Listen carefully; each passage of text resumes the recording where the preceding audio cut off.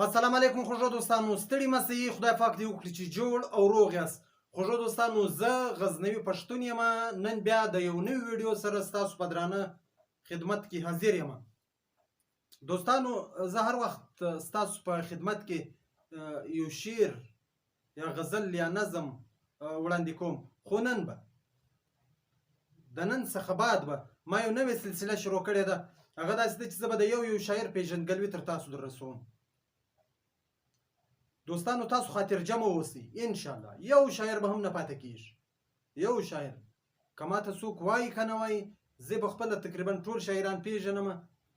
د هر شاعر پیژندګلوي به انشاءالله، که بیا هم ما څوک نه پیژندل، هغه به هم انشاءالله که ماته چا پیژندګلوي راولېږله هم زه به تر تاسو در رسوم. خو کوم شاعران چې زه پیژنم، نو ما د هغو پیژندګلوي هم تر تاسو در رسېږي، او تاسو د ټولو به انشاءالله کوم هغه خلک چې له ما سره سلام نشته، کوم هغه کسان چې له ما څخه کرکه کېږي، د هغو پیژندګلوي چې وي شاعران، لا به هم زه تر تاسو در رسوم.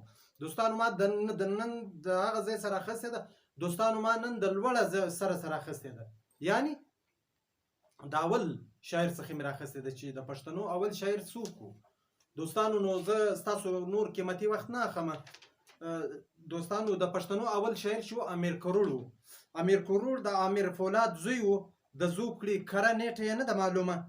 امیر کروړ سوري د 119 هجري یو افغان باتور پهلوان و او د پښتو ژبې لوی شاعر و.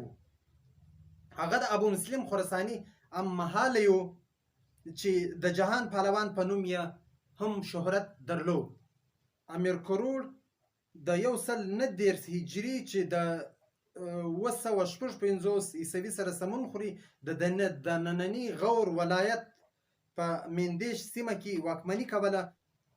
په تاریخ سوری کې محمد ابن علي البستی داسې کښلي دي چې د عباس دعوت په جنګونو کې چې امیر کروړ ډېرې سوبې وکړلې، نو یې دا بیتونه وویل چې د ویاړنې په نوم یادېږي. یعنی دا خلک دې ته ویاړنه وایي، ویاړنه نومیږي. هغه دا دی چې شیخ کټه علیه رحمت الله له تاریخ سوری را نقل کړي دي د امیر کروړ جهان پهلوان ویاړنه څه داسې ده. له هغه څخه به تاسو ټول خبر یاست چې د امیر کروړ صاحب اول شعر دی. وایي زه یم زمری پر دې نړۍ له ما اتل نسته، زه یم زمری پر دې نړۍ له ما اتل نسته، زه یم زمری پر دې نړۍ له ما اتل نسته، په هند و سند و پر تخار او پر کابل نسته، له ما اتل نسته. دوستانو، امیر کروړ ډېر غښتلی او کلک پهلوان و او په یو سر به له 100 کسانو سره جنګېده، جنګونه به یې کول. نو ځکه دته د کروړ نوم ورکول سو. د کروړ معنا د کلک او سخت. او دوستانو، امیر کروړ په 104 هجري کې ومړ، اروا دې ښاده وي. دوستانو، ډېره مننه. تر راتلونکي ویډیو مې پر لوی او بخښونکي خدای سپارم.